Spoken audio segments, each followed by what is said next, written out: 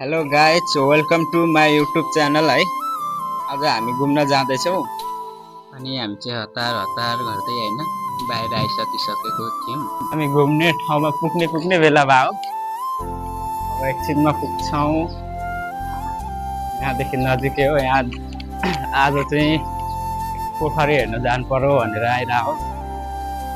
पोखरी घुम्न जानु पर्यो भनेर चाहिँ यहाँ ग्यारेज छ होइन।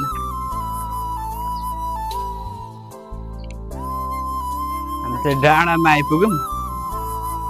बजार हो यता होइन। अनि यता नि छ सानो बजारकै चाहिँ यो ठाउँको। अनि अब यहाँदेखि अलिक पर जाने हो। घाम टन्टलापुर लागिरहेछ होइन। त्यही पनि हामी हिँडिरहेछौँ।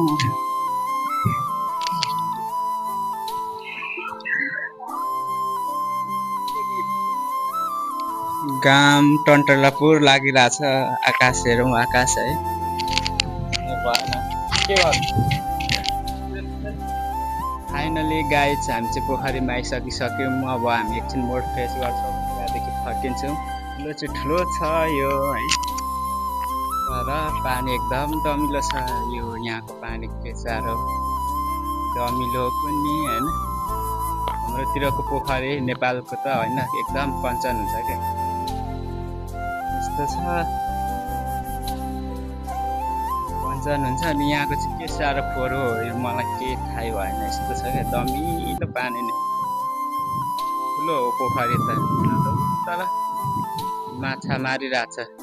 हामी त्यो माछा मार्ने मान्छेको छेउसम्म पनि जान्छौँ। आज माछा मारेको पनि देखाउँछौँ तपाईँहरूलाई कसरी मार्दो रहेछ भन्ने कुरो होइन।